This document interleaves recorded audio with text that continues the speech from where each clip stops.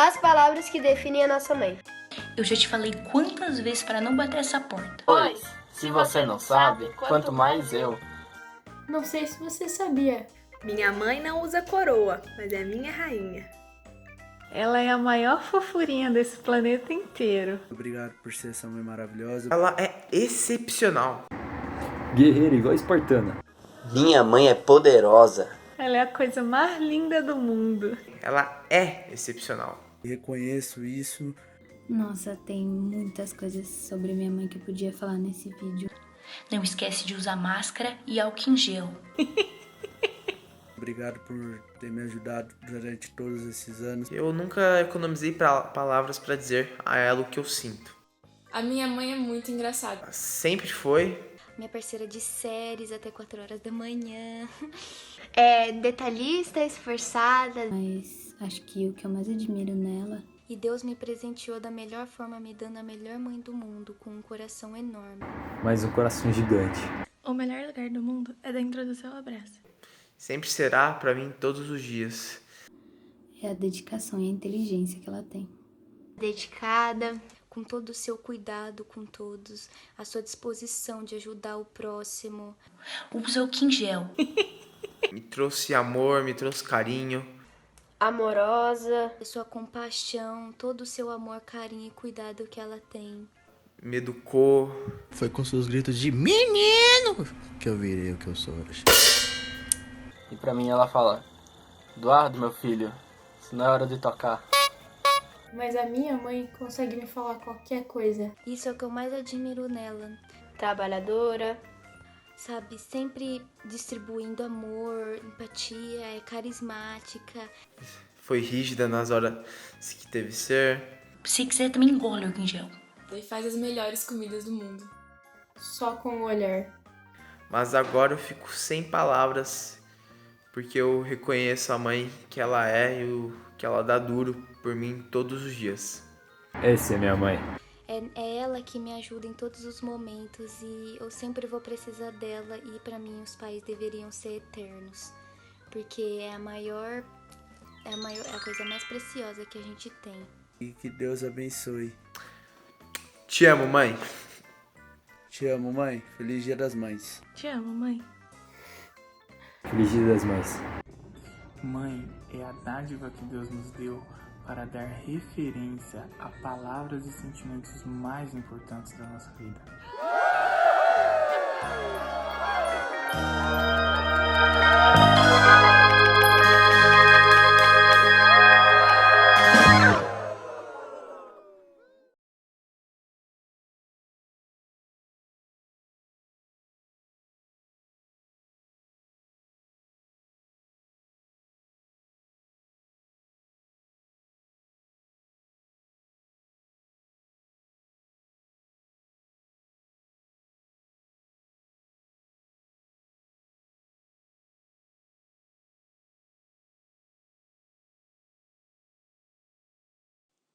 Olá, bom dia, boa tarde, boa noite. Mais uma vez, você é muito bem-vindo no nosso canal.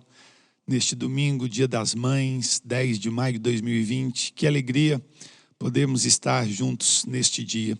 Nesta manhã, no dia de hoje, à tarde, à noite, o horário que você escolher e fizer com família, talvez na hora do almoço, nós vamos juntos participar da ceia do Senhor, um tempo em que nós relembramos do que Jesus fez por nós, fez por cada um de nós lá na cruz do Calvário, quando Ele deu a sua vida em nosso lugar. Você é muito bem-vindo e o nosso pedido continua, que você se inscreva no nosso canal, que você dê um ok, um like, na notificação do sininho e enfim, e nós com certeza nós vamos alcançar um maior número de inscritos neste nosso canal. Eu gostaria nesse dia de poder agradecer a Deus e agradecer a vida de todos quantos puderam participar. Na última terça-feira nós fizemos aqui na igreja o nosso drive-thru solidário, quando nós buscamos mantimentos e doações de gêneros alimentício, material de limpeza, higiene pessoal, e nós, pela graça de Deus e com a sua ajuda e a sua contribuição, nós chegamos a 2 toneladas, ou seja, 2.000 quilos de mantimentos, gêneros alimentícios, produtos e etc. E eu quero agradecer a Deus e louvar a Deus por isto, por este trabalho que o nosso Ministério de Ação Social e vários voluntários estão envolvidos, pessoas da igreja e fora da igreja. O nosso foco são pessoas em situação de risco, famílias em situação de risco, e não são poucas com esses problemas que nós estamos vivendo. Para isso, então, eu quero convidar você mais uma vez na próxima terça-feira agora, depois de amanhã, dia 12, das 15 às 20 horas. A nossa equipe solidária vai estar aqui recebendo a sua doação, o seu donativo. Talvez um pouquinho do seu juntado com um pouquinho de outro forma um muito na vida de outras pessoas. Então, nós contamos com você, que Deus abençoe a sua vida, que o Senhor esteja provendo, que haja abundância, que possa superabundar os seus celeiros e as suas despensas, em nome de Jesus.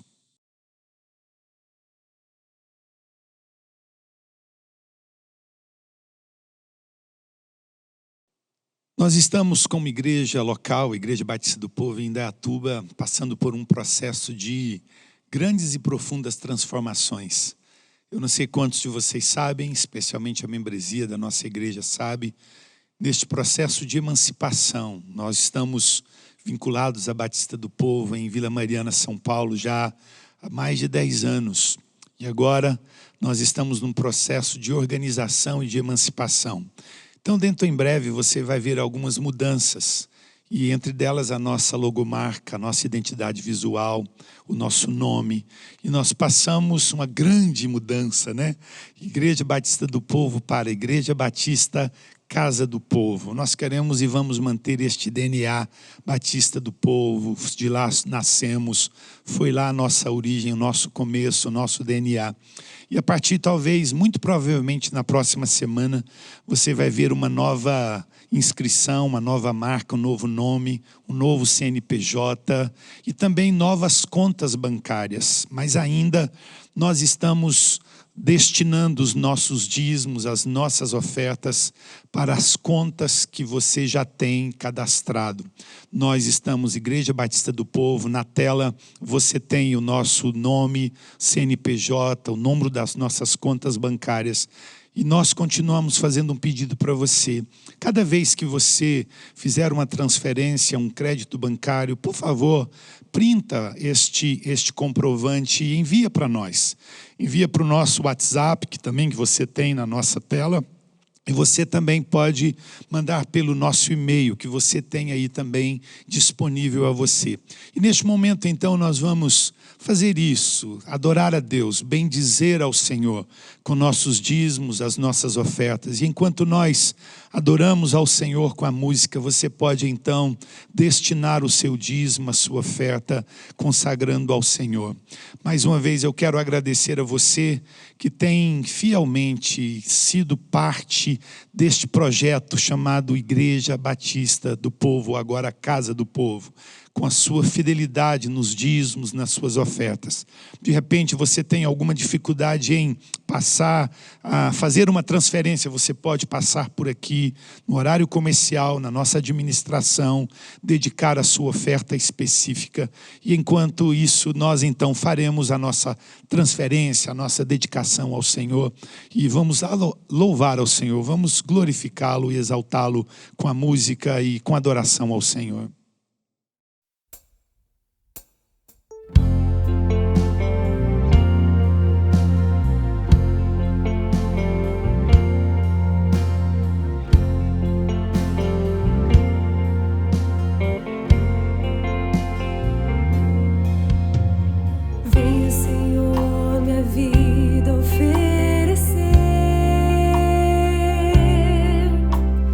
Como oferta de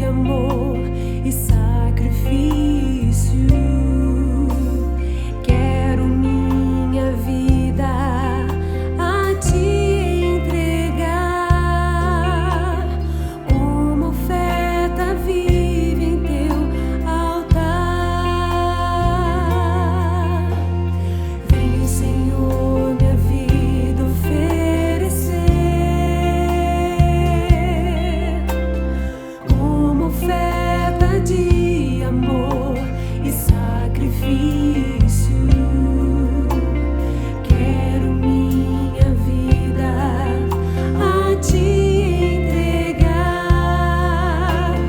como oferta viva em teu altar. Pois pra te adorar foi que eu nasci.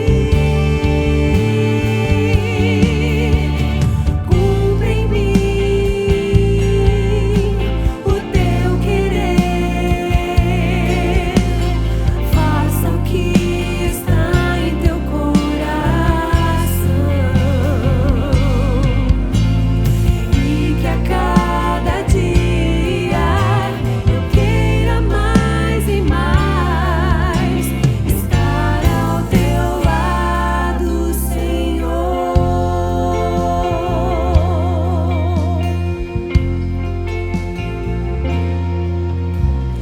Venho, Senhor, minha vida oferecer como oferta de amor e sacrifício. Quero minha vida a te entregar como oferta viva em teu altar. Pois pra te adorar foi que eu nasci. Cumpre em mim o teu querer, faça o que está em teu coração, e que a cada dia eu queira mais e mais estar ao teu lado, estar ao teu lado, estar ao teu lado, Senhor.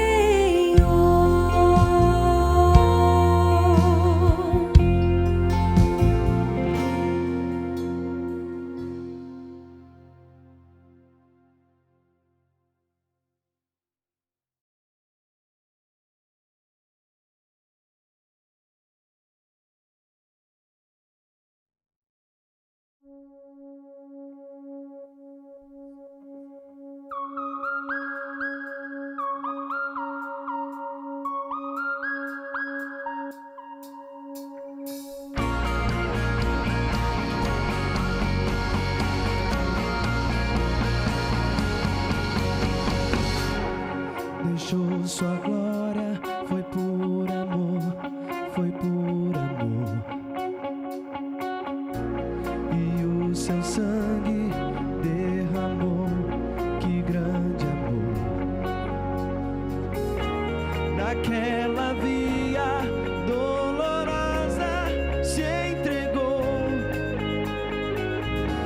Eu não mereço, mas tua graça me alcançou. Eu me rendo ao seu amor, eu me rendo ao seu amor.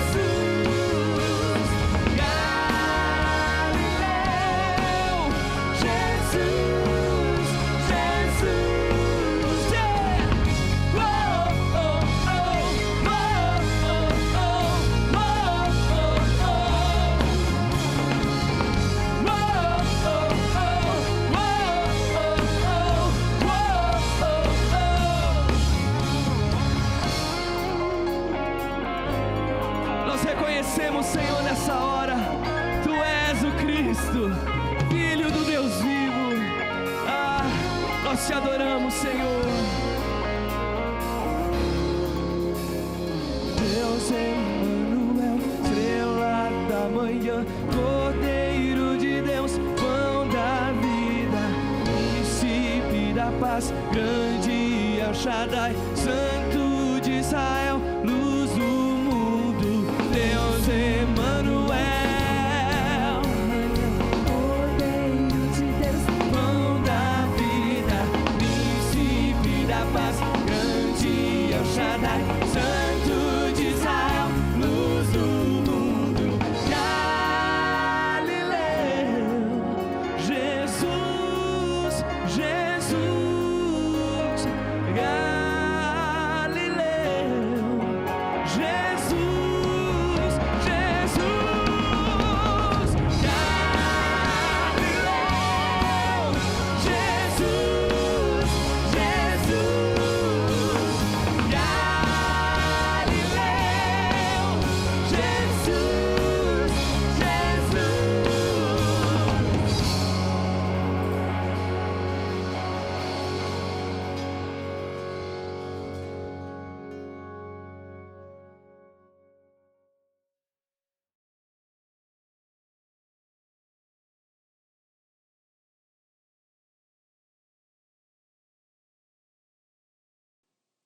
Os evangelhos narram a vida, história, ministério, todos os dias de Jesus.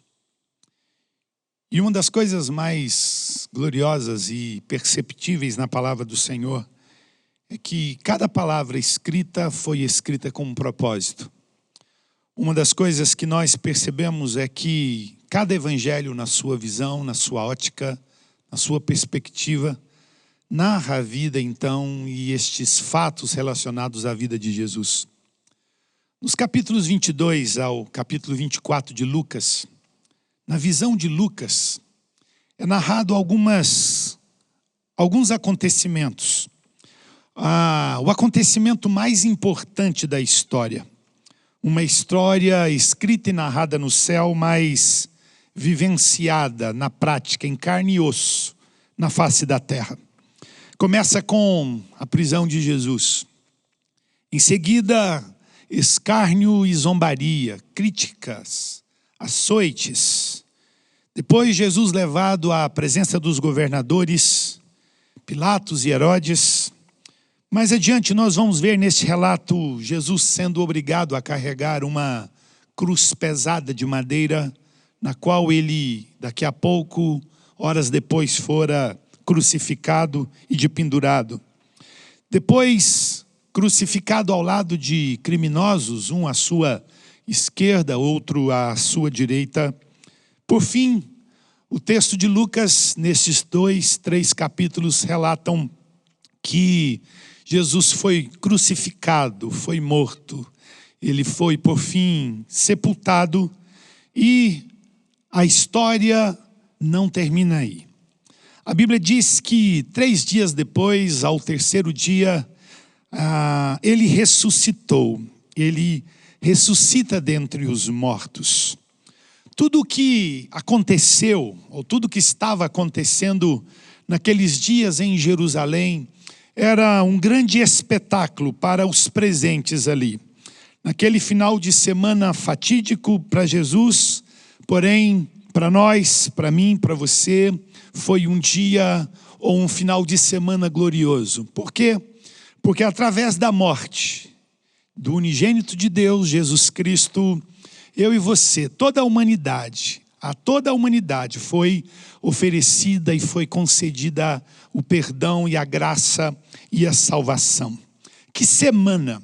Quando você lê este texto, os capítulos 22, 23 e 24 de Lucas, você chega à conclusão e você pode seguramente exclamar, que semana! Que burburinho é este? Talvez alguém pudesse perguntar. Talvez essa pergunta pudesse definir o momento daqueles dias vividos em Jerusalém. Dias difíceis, dias de horrores. E depois que todas estas coisas acontecem, e temos como pano de fundo estas histórias ou este fato da prisão, a crucificação, a morte, o sepultamento de Jesus, e por fim a história e o fato da sua ressurreição, todas estas coisas servem para nós como um pano de fundo de um relato que o próprio livro de Lucas, no capítulo 24, do versículo 13 ao versículo 35, narra sobre a história de 2 discípulos. Um deles se chamava Cleopas e o outro era anônimo, talvez anônimo como eu e como você, como cada um de nós muitas vezes nesta história de vida. E que história é esta e que relato é este que nós temos presente ou revelado nestes textos de Lucas? Uma das coisas que a gente percebe no capítulo 22, Jesus faz com os seus discípulos, 12, sentados à mesa, a celebração da ceia do Senhor. O texto diz que Jesus come com eles o pão, Jesus bebe do vinho, corpo e sangue, ou carne e sangue, que representam o corpo e o sangue do Senhor por nós, naquele contexto, pela vida deles. E ali Jesus orienta os seus discípulos a celebrarem a ceia do Senhor. Repito, comem a ceia e participam da ceia. Jesus parte o pão e dá a eles para comer, e Jesus bebe do cálice e dá a eles para beber. E Jesus disse assim: vocês devem fazer isto, comer, beber em memória, relembrando. Tudo isto, repito, é pano de fundo para a história que é narrada sobre esses 2 discípulos de Jesus. Primeiro, a gente observa que eles estavam em Jerusalém. E o texto diz algumas coisas do tipo assim: naquele mesmo dia, 2 discípulos estavam indo para uma aldeia chamada Emaús, que ficava a uns 10 quilômetros de Jerusalém. E iam conversando a respeito de tudo que tinha acontecido. Enquanto conversavam e discutiam, o próprio Jesus se aproximou e ia com eles. Porém, os olhos deles estavam como que impedidos de o reconhecer. Então ele lhes perguntou, Jesus lhes perguntou: o que é que vocês estão discutindo pelo caminho? E eles pararam entristecidos. Um, porém, chamado Cleopas, respondeu: será que você é o único que esteve em Jerusalém e não sabe o que aconteceu lá nesses últimos dias? Ele lhes perguntou: do que se trata? Eles explicaram aquilo que aconteceu com Jesus, o Nazareno, que era profeta, poderoso em obras e palavras diante de Deus e de todo o povo. E como os principais sacerdotes e as nossas autoridades o entregaram para ser condenado à morte e o crucificaram. Nós esperávamos que fosse ele quem havia de redimir Israel. Mas depois de tudo isso, já estamos no 3º dia, desde que estas coisas aconteceram. É verdade também que algumas mulheres do nosso grupo nos surpreenderam, indo de madrugada ao túmulo, e não achando o corpo de Jesus, voltaram dizendo que tinham tido uma visão de anjos, os quais afirmam que ele vive. De fato, alguns dos nossos foram ao túmulo e verificaram a exatidão do que as mulheres disseram, mas não o viram. Então ele lhes disse: como vocês são insensatos e demoram para compreender em tudo que os profetas disseram. Não é verdade que o Cristo tinha de sofrer e entrar na sua glória? E começando por Moisés e todos os profetas, explicou-lhes o que constava a respeito dele em todas as Escrituras. Quando se aproximavam da aldeia para onde iam, ele fez menção de passar adiante. Mas eles o convenceram a ficar, dizendo: fica conosco, porque é tarde e o dia já está chegando ao fim. E entrou para ficar com eles. E aconteceu que, quando estavam à mesa, ele pegou o pão e o abençoou. Depois partiu e deu a eles. Então os olhos deles se abriram, e eles reconheceram Jesus, mas ele desapareceu da presença deles. Verso 32. Disseram um ao outro, dizendo entre eles: não é verdade que o coração nos ardia no peito, quando ele nos falava pelo caminho, quando nos explicava as Escrituras? E na mesma hora, levantando-se, voltaram para Jerusalém, onde acharam reunidos 11 e outros com ele, os quais diziam: de fato o Senhor ressuscitou e já apareceu a Simão. Então os dois contaram o que lhes tinha acontecido no caminho e como tinha reconhecido o Senhor no partir do pão. Eu quero voltar no versículo 31, que diz: então os olhos deles se abriram e eles reconheceram Jesus, mas ele desapareceu da presença deles. Todos os fatos que nós encontramos em Jerusalém nestes dias, ou nesta semana fatídica para o Senhor, servem como pano de fundo para esta história do texto que nós temos diante de nós neste dia. Aqueles dois homens, estavam em Jerusalém, e daqui a pouco a palavra do Senhor narra que os acontecimentos trouxe repercussões e reflexos na vida de toda a comunidade, de todos aqueles que estavam acompanhando e seguindo Jesus. Então eles tomam a decisão e eles saem de Jerusalém rumo a Emaús, uma aldeia, uma pequena vila que ficava à distância de 10 a 12 quilômetros, segundo os autores, os estudiosos nos mostram no texto sagrado. Mas uma das coisas que nós precisamos parar, e eu paro e penso com você neste dia, é o que os motivou a deixar aquele lugar e voltarem para a sua cidade. O que os motivou a sair de Jerusalém, onde Jesus havia sido sepultado e havia sido colocado naquele túmulo, e o que havia motivado então aqueles homens a deixarem a cidade onde estavam, talvez, muito provavelmente, acompanhando Jesus, exercendo algumas atividades durante ou no ministério de Jesus, talvez servindo as pessoas menos favorecidas, talvez cuidando de leprosos, cuidando de enfermos, fazendo diversas atividades ali durante a vida e o ministério de Jesus. Mas a pergunta que faço: o que os motivou a sair de Jerusalém e fugirem ou irem para a cidade de Emaús, aquele lugarejo onde moravam? Uma outra coisa que eu quero considerar com você é que, assim como os apóstolos, eles também, aqueles dois, conheciam as profecias sobre a vida de Jesus. Eles conheciam muito bem a vida e a palavra dos profetas, o que fora ensinada no Antigo Testamento, na lei, nos profetas, sobre a vinda do Messias. E uma das coisas que estaria presente nos seus ensinamentos era o conhecimento de que Jesus, depois de morto, Jesus ressuscitaria. Aliás, o próprio Jesus, enquanto falava com seus discípulos, disse que isto aconteceria, que ele ressuscitaria dentre os mortos. Havia no coração de cada discípulo de Jesus uma expectativa de que Jesus pudesse redimir o reino de Israel. Israel estava sob o domínio romano. Israel estava sobre o governo de um povo gentio.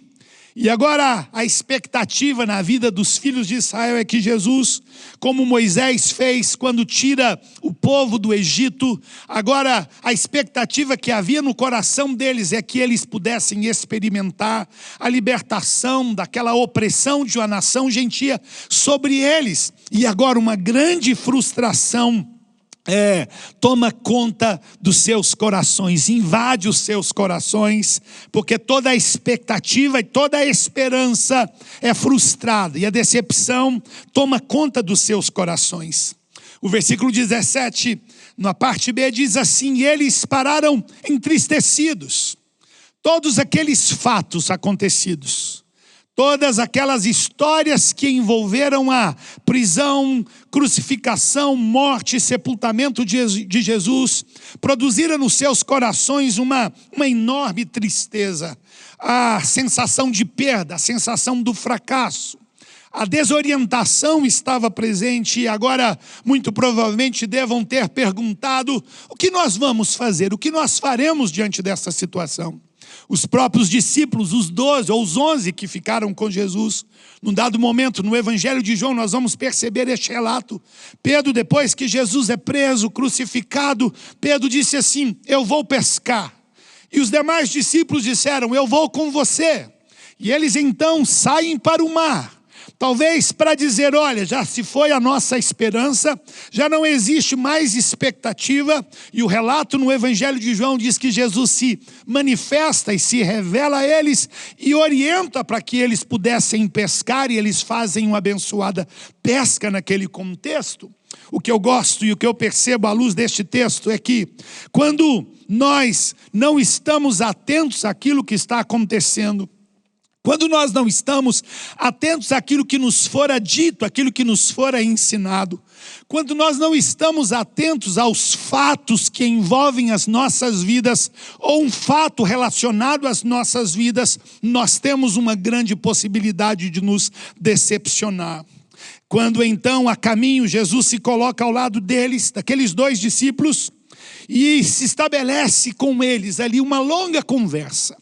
São aproximadamente 10, 11, 12 quilômetros de caminhada, talvez algumas horas caminhando, talvez conversando a respeito de tudo que estava acontecendo. Jesus vem e se coloca ao lado daqueles homens e vai pelo caminho conversando com eles. Eu gosto dessas histórias, porque me parecem, e eu consigo ver tanto propósito de Deus na vida desses discípulos, como Ele também tem propósitos na minha vida, na sua vida, nas nossas vidas.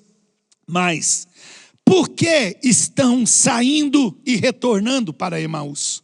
Esta é uma pergunta interessante. Precisa ser feita essa pergunta. Por que vocês estão saindo de Jerusalém rumo a Emaús? Por que vocês estão deixando o lugar onde vocês receberam, o lugar, vamos colocar, o lugar do propósito de Deus para vocês? Por que vocês estão saindo neste momento, neste contexto, fugindo para a cidade de vocês, que é Emaús? Por que toda essa tristeza, como o texto relata? A pergunta que nós fazemos, e podemos fazer esta pergunta: por que todo este desapontamento? Por que toda essa tristeza? E Jesus pergunta a eles: do que vocês estão falando afinal?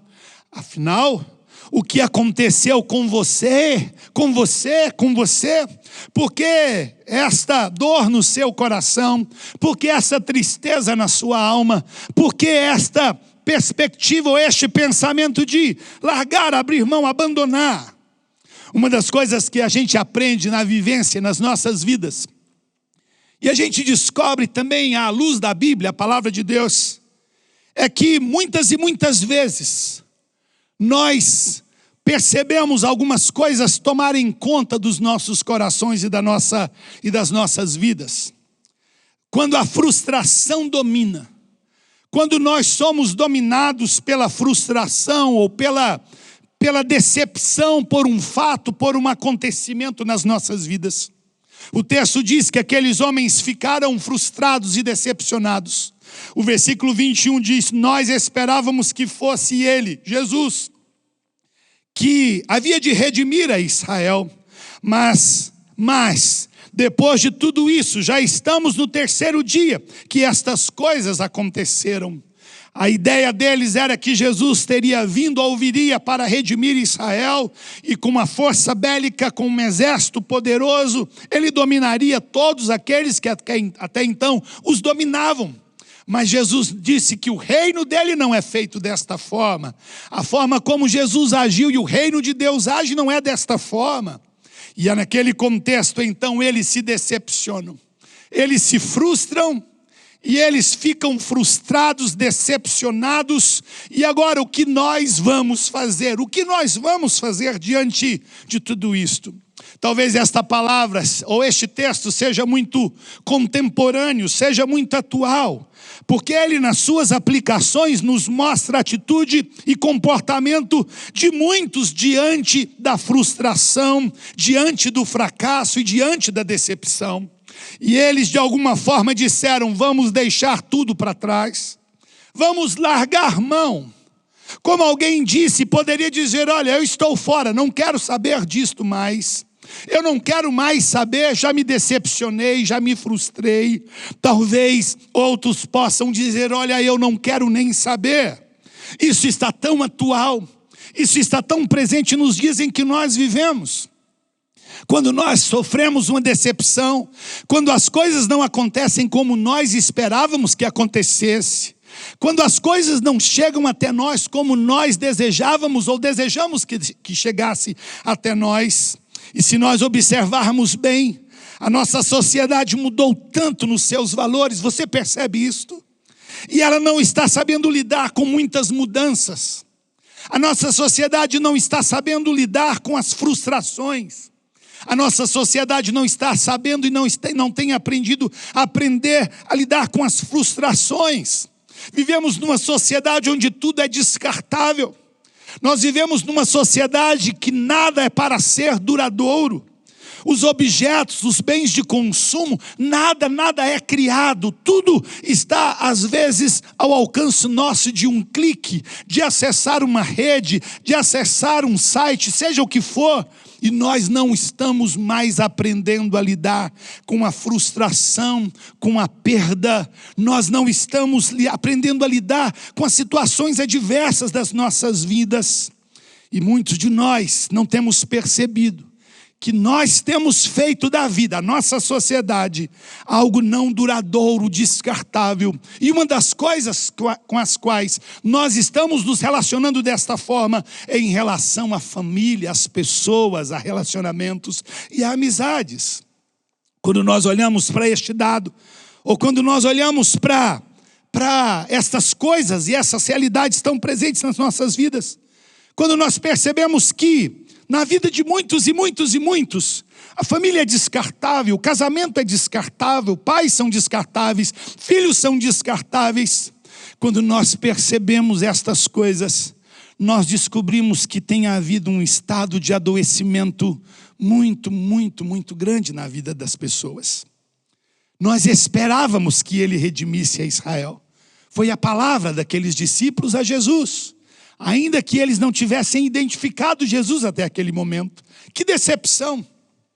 Que decepção! Escute, eu estou saindo daqui de Jerusalém, onde por muito tempo eu acompanhei a vida e o ministério desse Jesus. Mas agora ele morreu, ele foi sepultado, ele está dentro de um túmulo. E eu estou decepcionado, eu estou frustrado. Então, o que eu tenho que fazer? Eu não tenho outra coisa a fazer senão voltar para a minha origem. Ou talvez voltar para o meu lugar de fuga. Ou talvez correr para o meu lugar de fuga. Porque lá eu não tenho que me lembrar do que aconteceu aqui, ou do que aconteceu ontem ou no passado. Quando eu olho para este texto, nós vamos observar e podemos descobrir que nós nos decepcionamos quando esperamos de Deus o que Ele nunca disse que faria.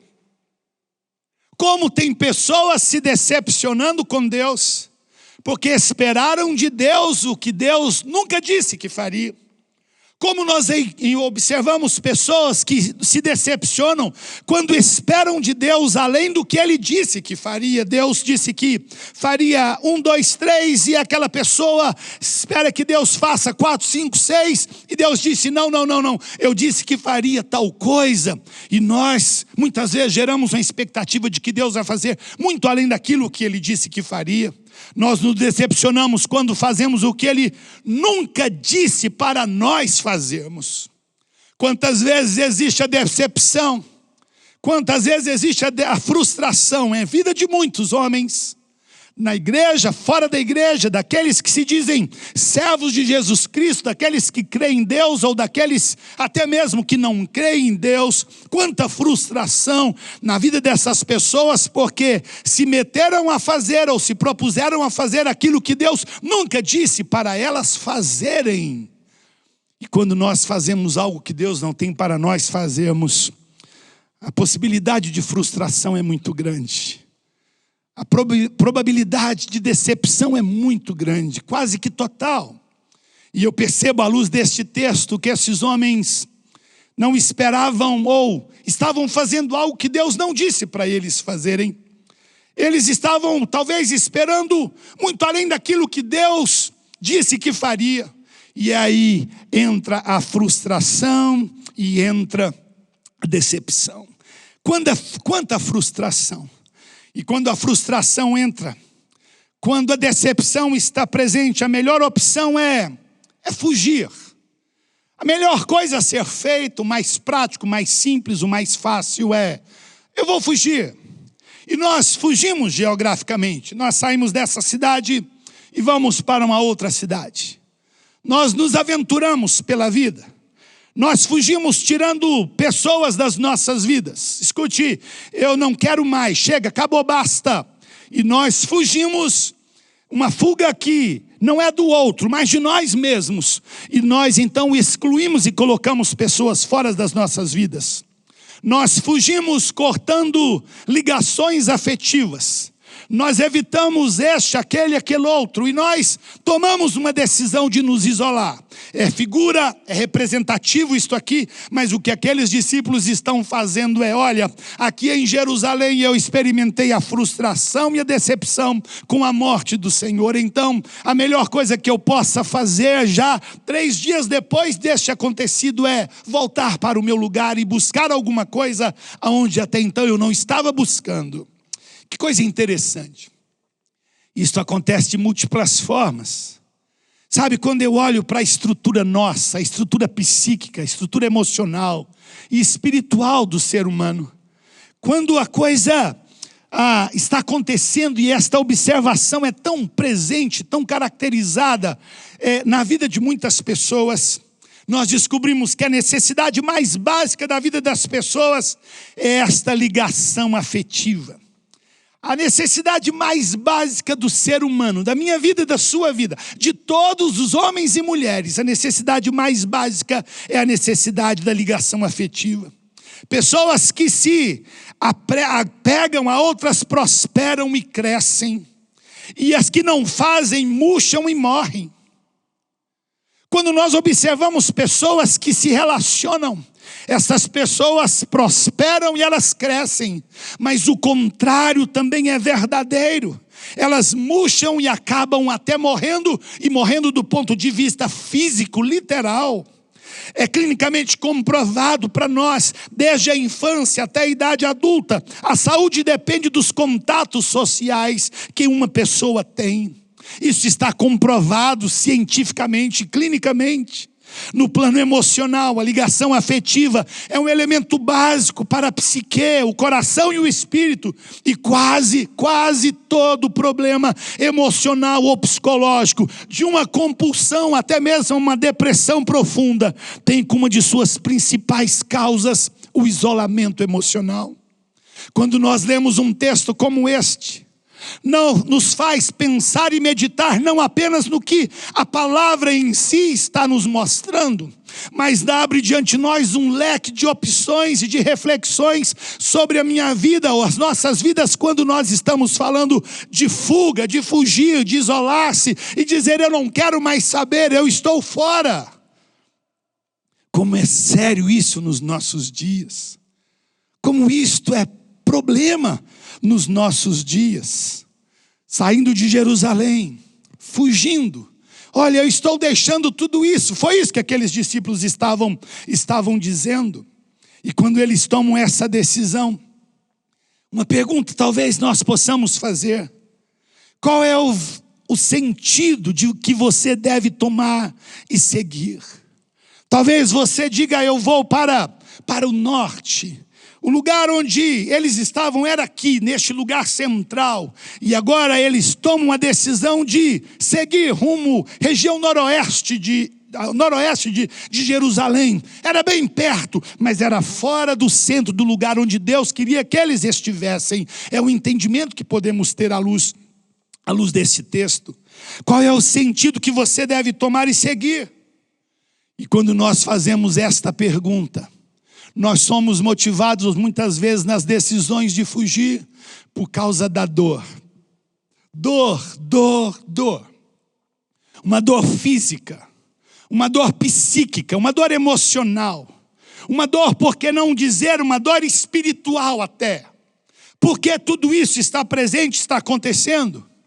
C.S. Lewis, em um dos seus livros, O Problema do Sofrimento, e este foi um dos grandes livros escritos por C.S. Lewis, ele diz uma coisa falando da dor e do sofrimento, de quando nós muitas vezes estamos diante daquilo que nós não temos o controle, diante daquilo que nos afeta psicologicamente, espiritualmente, emocionalmente. E ele diz: Deus sussurra para nós em nossos prazeres, fala em nossa consciência, mas grita em nossas dores. Elas são megafone para despertar um mundo surdo.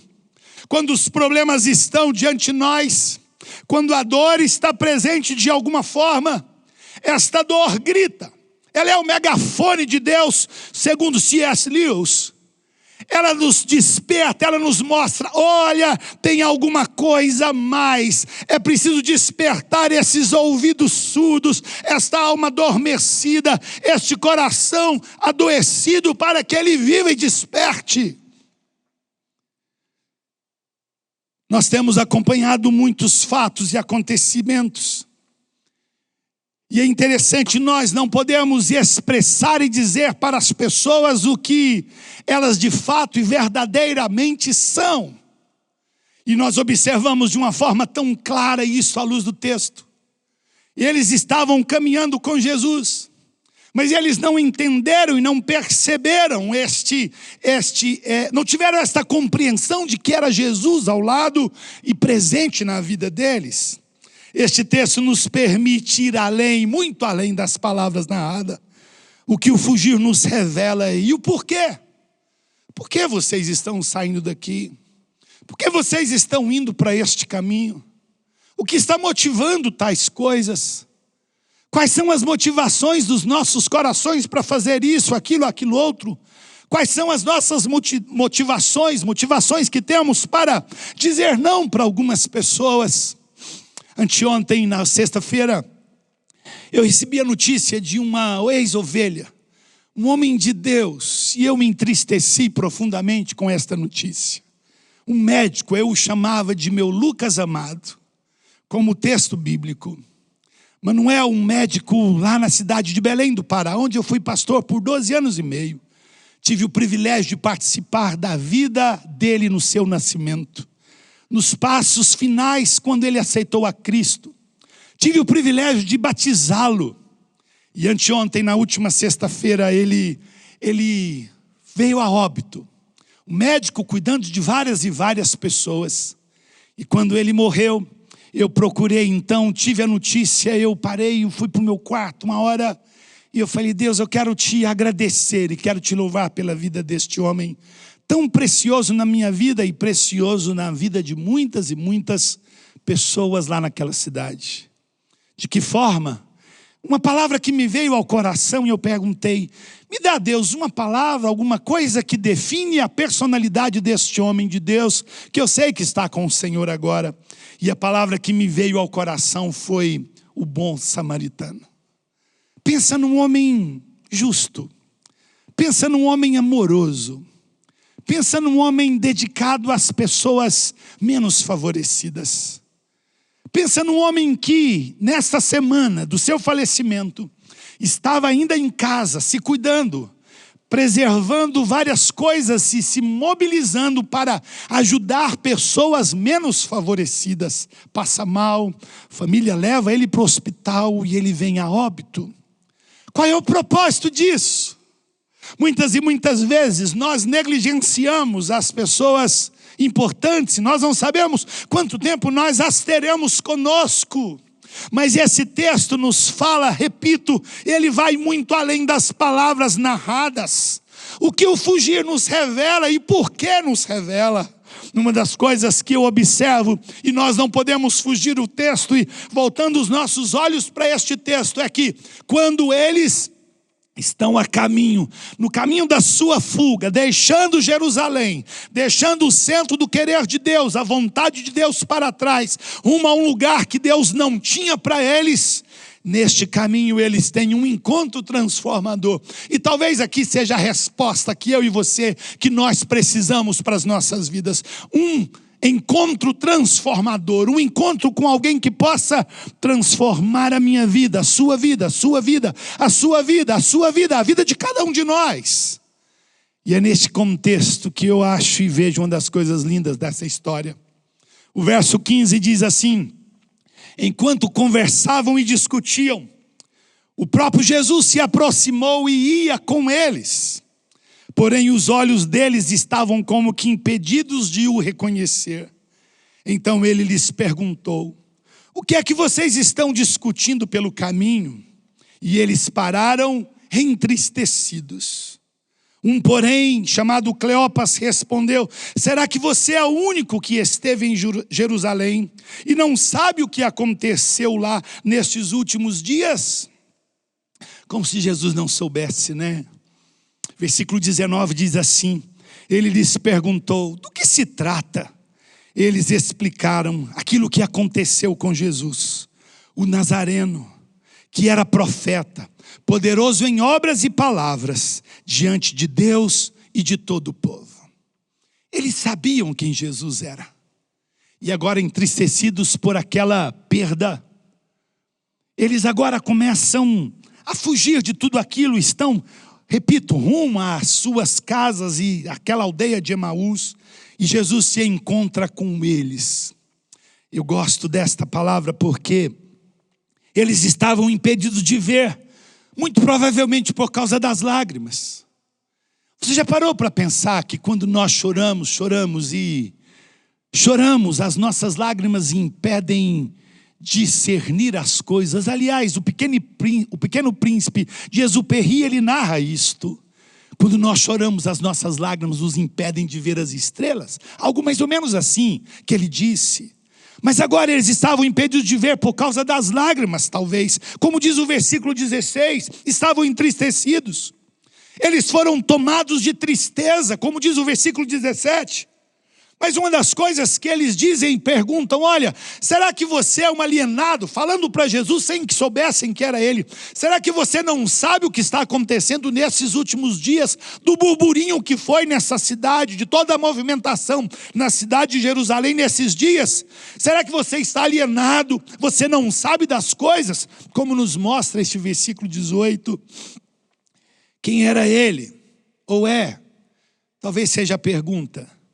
Jesus, e eles respondem, ele era, ele não é mais. Veja que o tempo do verbo, como ele é colocado, Jesus o Nazareno, que era profeta, poderoso em obras e palavras diante de Deus e de todo o povo.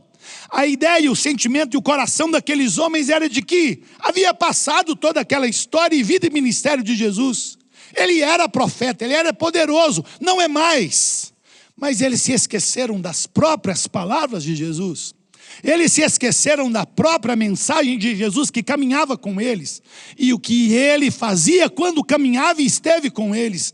Ensinou e falou sobre Moisés, sobre os profetas, de como seria a vida dele, de como ele seria morto e de como ele também ressuscitaria. E o texto sagrado nos mostra isso claramente. Ele era, eu gosto de pensar, que quando eles então percebem, e voltando ao texto, quando eles estão caminhando e chegando já em Emaús, e Jesus, o texto diz que Jesus ia passar adiante deles. Uma outra tradução diz que eles constrangeram Jesus, disseram: fica conosco, porque já é tarde. O sol já se declina, fica conosco. E Jesus então, constrangidos e convidados por eles, entram na casa e à mesa Jesus então pega o pão e parte o pão. E quando Jesus parte o pão e dá a eles, os seus olhos se abrem. Ah, que coisa gostosa, que coisa gloriosa, poder ter um encontro com Jesus assim. E este encontro com Jesus não é um privilégio de uma única pessoa. O encontro com Jesus não é privilégio de alguns poucos, é oferecido a todos, a mim, a você, a cada um de nós. E aquele homem então tem aquele encontro, ele Jesus parte o pão e dá o pão para ele, e os seus olhos se abrem. E naquele momento, seus corações mudaram. Houve uma mudança ali. Houve uma transformação. Naquele momento, o versículo 32 diz que enquanto eles estavam ali comendo, e o texto diz que Jesus desaparece da frente deles. E eles então tem uma conversa entre eles, os dois. E eles disseram no versículo 32, não é verdade que o coração nos ardia? Uma outra tradução diz assim, porventura não nos ardia o coração quando ele nos falava pelo caminho, quando nos explicava as Escrituras? Os seus corações dilataram, os seus corações se aqueceram. Um coração aquecido, um coração dilatado. O que ele nos falava no caminho, do que eles conversavam com Jesus, o Jesus conversava com eles. Jesus lhes falava de Moisés, dos profetas, e sobre si mesmo, a aqueles dois homens, aqueles dois discípulos.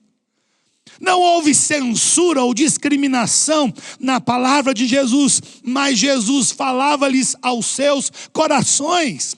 Falava-lhes sobre a palavra de Deus aos seus corações. E é incrível poder pensar quando nós temos procurado tantas palavras e tantas respostas, e nós temos de uma forma tão simples, porém gloriosa, a própria palavra de Deus falando sobre os tempos de decepção e de frustração do nosso viver.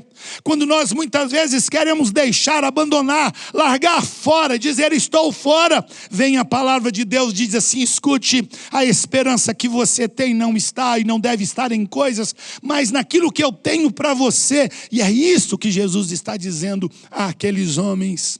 E agora os seus corações aquecidos, os seus corações se dilatam. E qual foi a primeira coisa que eles fizeram?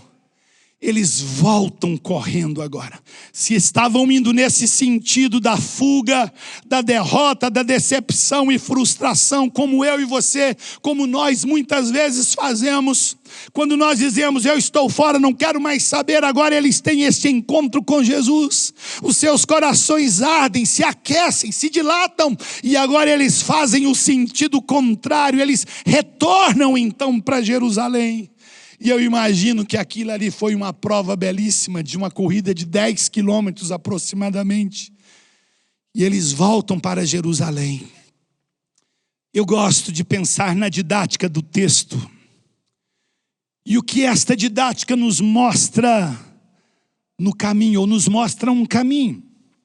Sabe, não há um caminho de fuga, de distanciamento, de isolamento. Não é este caminho. É o caminho que nos leva a Deus. É uma escolha que eu e você, que nós fazemos. Há um caminho que nos leva a passos largos para a destruição. É verdade. O escritor de Provérbios diz no capítulo 24, nos versículos 10 e 11, as seguintes palavras. Se te mostras fraco no dia da angústia, a tua força é pequena. O versículo 11, ele continua dizendo, livra os que estão sendo levados para a morte, salva os que cambaleiam indo para serem mortos. Talvez o nosso caminho, ou o caminho que você ou aquele outro tenha escolhido, seja o caminho da fuga, da frustração, e o caminho que leva à morte ou à autodestruição. Mas você pode hoje, aqui agora, neste dia tão especial, quando nós celebramos o Dia das Mães, e agora vamos participar da mesa do Senhor, comer o pão, beber o cálice, nós podemos dizer, ei Deus, aqueça o meu coração. Ei Senhor, aquece a minha alma. Que o meu coração se aqueça e se dilate em favor do outro. E que eu não esteja aprisionado nas minhas frustrações e nas minhas decepções. Ei, Senhor, que a minha vida seja um verdadeiro caminhar, um caminhar em que o Senhor se revela a mim, como o Senhor se revelou a estes homens. E quando nós seguimos a partir do versículo 36, nós vamos ver o que aconteceu. eles têm um encontro com Jesus, toda a comunidade daqueles que estavam com Jesus puderam vê-lo ressuscitado dentre os mortos. E a palavra que fica ao final desta palavra, não acabou. Por que não acabou? Porque ele ressuscitou dentre os mortos. E o que nós fazemos no dia de hoje? Nós celebramos não um Cristo morto, mas um Cristo vivo. Nós não celebramos e nós não comemos pão e bebemos vinho celebrando a morte, mas pelo contrário, nós celebramos a vida, porque ele disse: comam do pão e beba do cálice, com isso anunciais a minha morte até que ele venha. Quem morreu não pode vir, mas quem ressuscitou seguramente pode vir. Ele ressuscitou dentre os mortos, para que eu e você, nós tivéssemos vida e vida em abundância. Seja Deus gracioso para com você. E aí no seu lugar onde você está, talvez você entendendo e ouvindo esta palavra seguramente pode tomar uma decisão. Eu não vou andar no sentido contrário à vontade de Deus. Eu vou voltar à origem, vou voltar onde Deus quer que eu esteja. Este é um tempo de oportunidades. Eu tenho visto ao longo desses dias e deste tempo, nos muitos atendimentos online, por telefone, FaceTime, conversando com pessoas, eu tenho visto quantas coisas Deus está fazendo na vida dos nossos, da igreja e fora da igreja, mas eu tenho visto também muito despertamento da parte de Deus no seio de muitas casas e famílias. E muitos estão descobrindo o propósito de Deus, que uma das coisas mais lindas e abençoadas para este tempo foi a possibilidade de recomeçar coisas que estavam desfeitas em casa e em família. Que Deus abençoe você e que você possa neste momento então refletir nestas histórias e momentos que você tem vivenciado, de decepções e frustrações como estes homens do texto que lemos. Leia, medite este texto, por favor. Você e sua família aí agora possam ler este texto e conversar sobre ele enquanto participam deste momento do pão e do vinho. Que o Senhor os abençoe e tenha uma semana plena, cheia da graça, em nome de Jesus. Amém.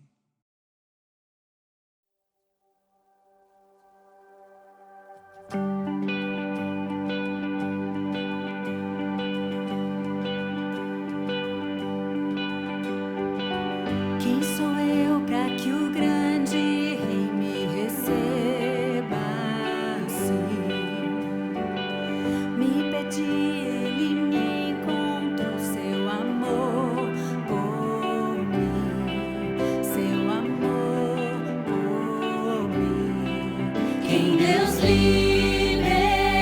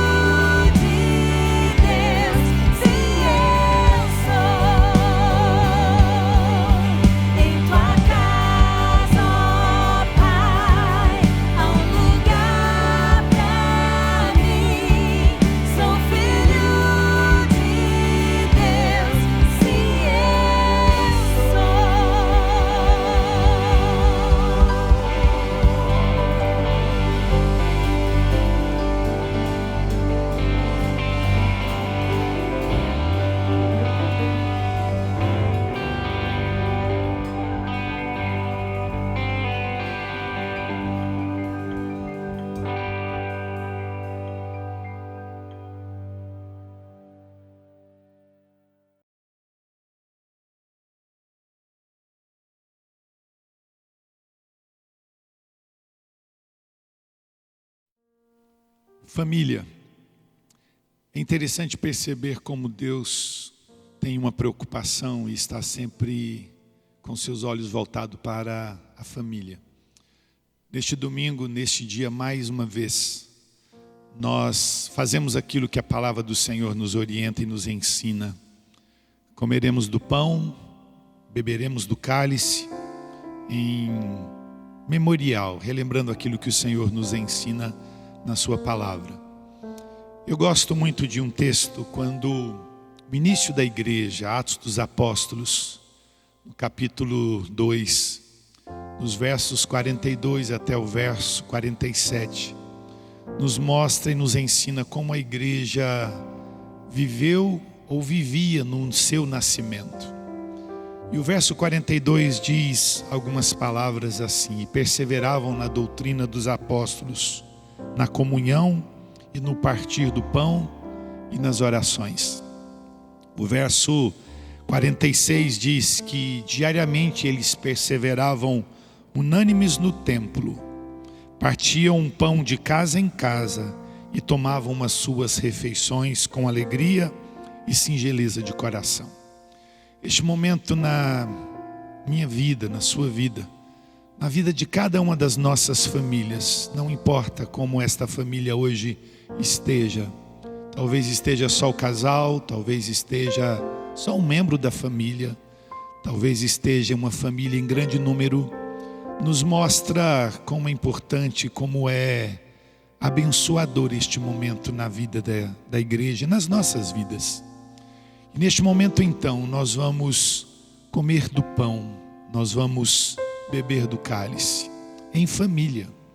E eu gostaria que você pudesse, com singeleza de coração, com pureza, com sinceridade, com verdade, que nós pudéssemos aqui agora, cada um de nós, fazer algo bem simples, antes de nós comermos deste pão, bebermos deste cálice, agradecer a Deus pela nossa vida, pelas nossas vidas.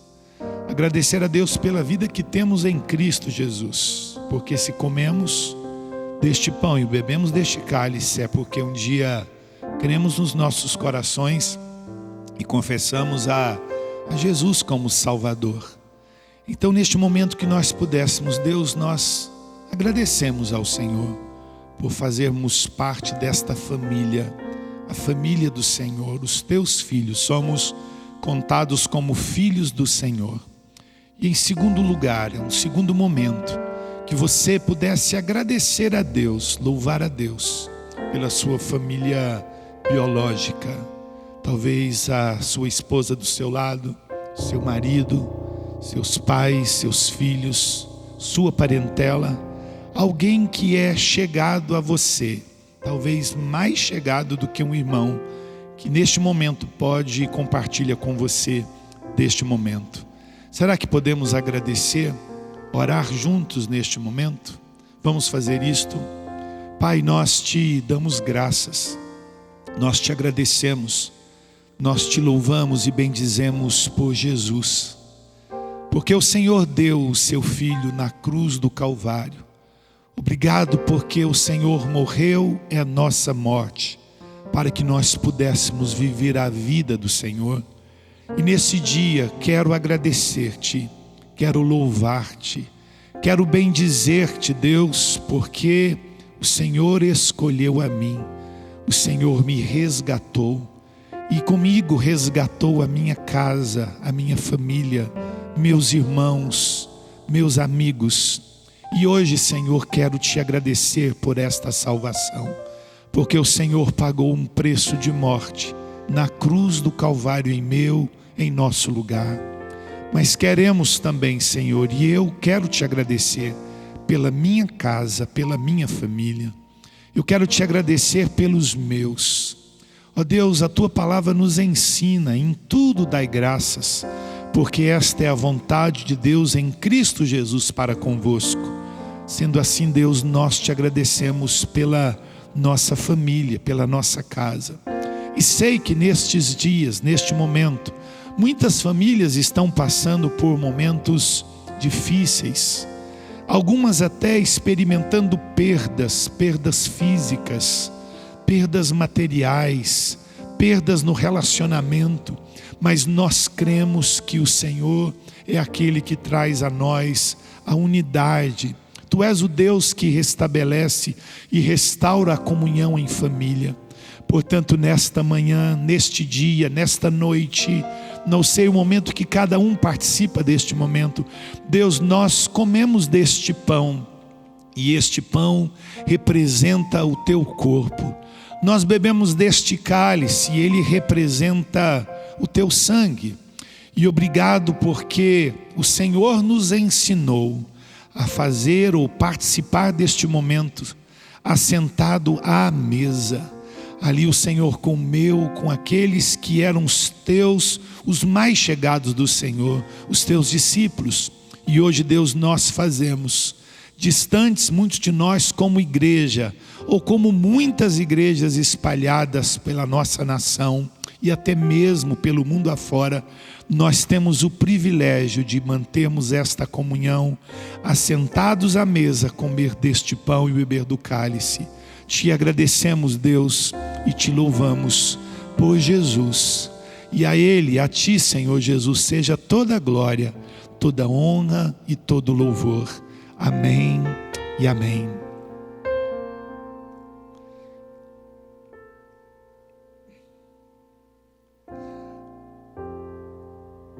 A palavra do Senhor diz que o Senhor Jesus, na noite em que foi traído, tomou o pão e, tendo dado graças, o partiu e disse: este é o meu corpo que é dado por vós, comei dele em memória de mim. Sendo assim, em memorial, comamos do pão em nome do Senhor.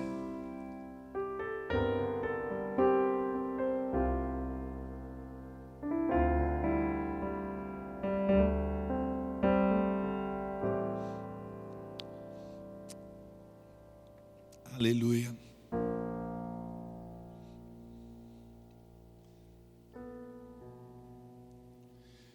Depois de haver ceado, o Senhor tomou o cálice, dizendo: este cálice é a nova aliança no meu sangue. Bebei dele em memória de mim. Quem sabe neste momento você pode compartilhar em família deste cálice. Talvez você possa neste momento repartir este cálice com a sua casa, com a sua família, com aqueles que estão do seu lado agora. Momento de podermos abençoar uns aos outros e dizer do valor de cada membro da nossa família, dessa pessoa que está do seu lado agora. Em nome de Jesus, vamos fazer isso, trocando os nossos cálices, abençoando-nos uns aos outros. A palavra diz que o Senhor toma o cálice, o abençoa e diz: é o meu sangue derramado por vós, bebei dele em memória de mim. Em memorial também, como o pão, bebamos então em nome do Senhor.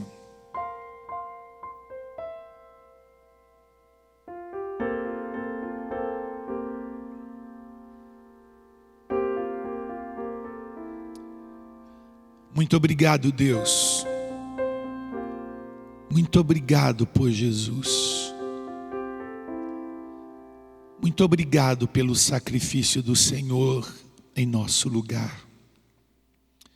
Muito obrigado por podermos nos assentar à mesa do Senhor e juntos em comunhão comer pão, beber do cálice. Recebe, Senhor, nossa gratidão, nosso louvor. Abençoe em nome de Jesus cada família. Abençoe cada casa, Senhor. Deus, traz neste dia restauração, traz conciliação e reconciliação. Traz a paz do Senhor, esta paz que excede todo entendimento. Traz a alegria do Senhor onde tem havido tristeza. Traz, Pai, segurança onde tem havido medo. Traz, Pai, em nome de Jesus, vida de Deus onde ela não tem havido. E seja a bênção do Senhor sobre cada família, cada vida, onde nós somos hoje conectados, onde nós estamos hoje através deste culto, desta palavra, deste momento. Seja a bênção do Senhor. Nós oramos, nós te agradecemos em nome de Jesus. Amém e amém. Seja abençoado você, sua casa, tudo que diz respeito a você. Tenha uma semana plena, dias de segurança e confiança naquele que é a nossa segurança, Jesus Cristo, e que Ele te abençoe. Amém e amém.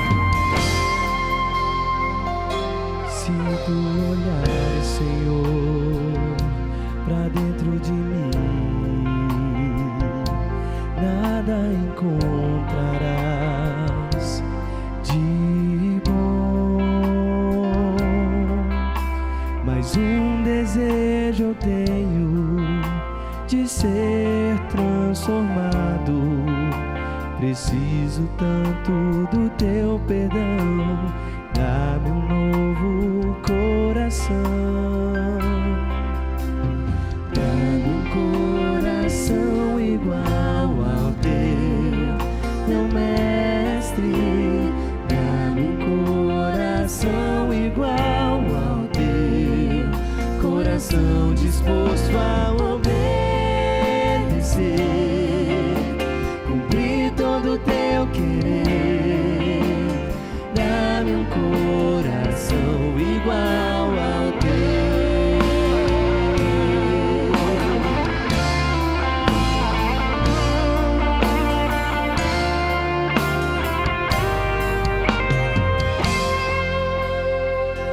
Se tu olhares, Senhor, pra dentro de mim, nada encontrará de bom,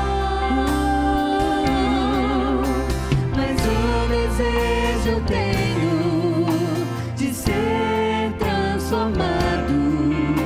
Preciso tanto do teu perdão, dá-me um novo coração. Dá-me um coração igual ao teu, meu mestre.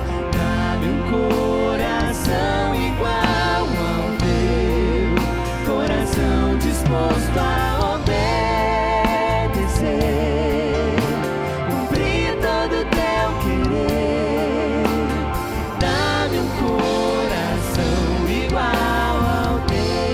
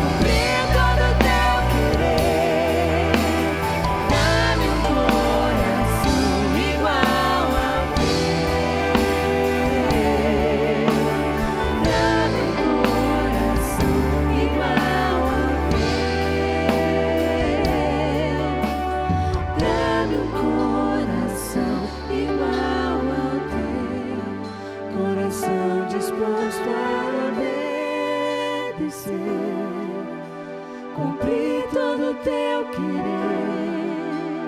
Dá-me um coração